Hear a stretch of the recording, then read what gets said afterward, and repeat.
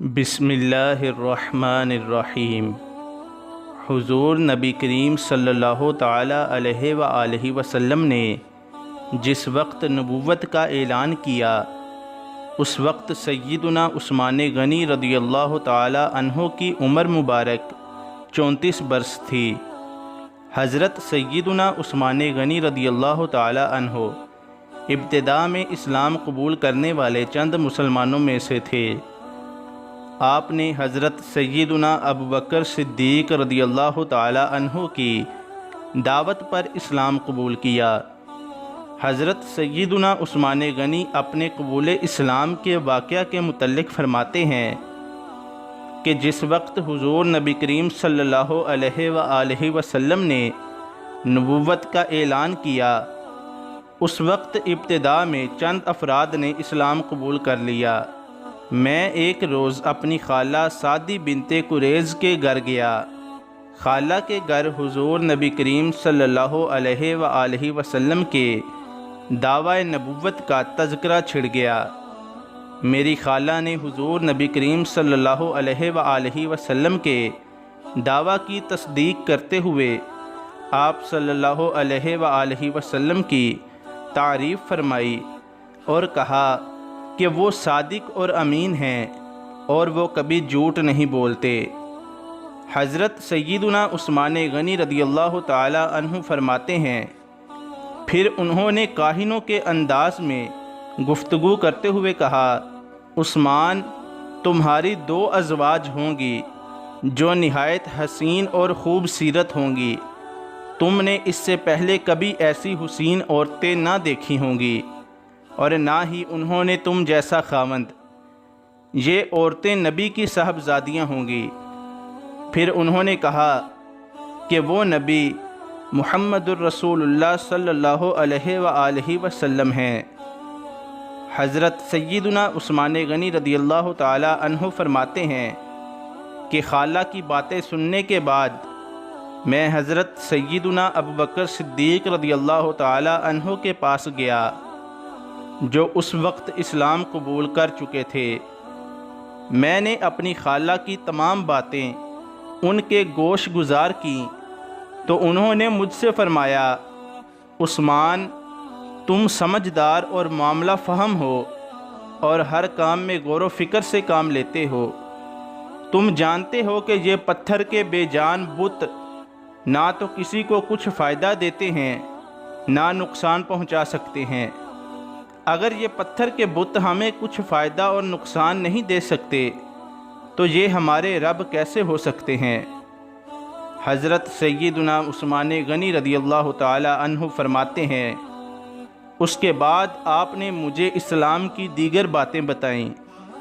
میں ان کی باتوں سے متاثر ہوا اور ان سے کہنے لگا، آپ درست کہتے ہیں کہ یہ پتھر کے بت واقعی ہمارے معبود نہیں ہو سکتے۔ پھر حضرت سیدنا ابوبکر صدیق رضی اللہ تعالی عنہ نے مجھ سے کہا کہ تمہاری خالہ نے درست کہا۔ حضور نبی کریم صلی اللہ علیہ وآلہ وسلم کو اللہ تعالیٰ نے نبی برحق بنا کر بھیجا ہے تاکہ وہ مخلوق خدا کو اللہ تعالیٰ کی وحدانیت کا درس دیں۔ حضرت سیدنا عثمان غنی رضی اللہ تعالی عنہ فرماتے ہیں کہ مجھ پر حضرت سیدنا ابوبکر صدیق رضی اللہ تعالی عنہ کی باتوں کا اثر ہوا اور انہوں نے جس طرح دلائل کے ساتھ مجھے دین اسلام کی حقانیت سے آگاہ کیا اس سے میرے دل میں دین اسلام کے متعلق کسی قسم کا کوئی شبہ باقی نہ رہا۔ پھر آپ نے مجھے دین اسلام قبول کرنے کی دعوت دی۔ حضرت سیدنا عثمان غنی رضی اللہ تعالی عنہ فرماتے ہیں کہ میں شش و پنج میں مبتلا تھا کیونکہ میرا خاندان بنو ہاشم کی طرح حضور نبی کریم صلی اللہ علیہ وآلہ وسلم کے اعلان نبوت کے بعد ان کا دشمن ہو چکا تھا اور میرے خاندان کا ایک سردار ابو جہل حضور نبی کریم صلی اللہ علیہ وآلہ وسلم سے دشمنی میں پیش تھا۔ اس دوران حضور نبی کریم صلی اللہ علیہ وآلہ وسلم حضرت سیدنا علی المرتضیٰ کے ہمراہ اس جگہ سے گزرے۔ حضرت سیدنا ابو بکر صدیق نے حضور نبی کریم صلی اللہ علیہ وآلہ وسلم کو دیکھا تو تعظیماً کھڑے ہو گئے۔ میں بھی ان کے ساتھ کھڑا ہو گیا۔ حضور نبی کریم صلی اللہ علیہ وآلہ وسلم نے مجھے دیکھا اور فرمایا، اے عثمان، اللہ تعالیٰ تمہیں جنت کی مہمانی کے لیے بلاتا ہے، تم اس کی دعوت قبول کرو۔ اللہ تعالیٰ نے مجھے تمہاری اور تمام مخلوق کی رشد و ہدایت کے لیے مبعوث فرمایا ہے۔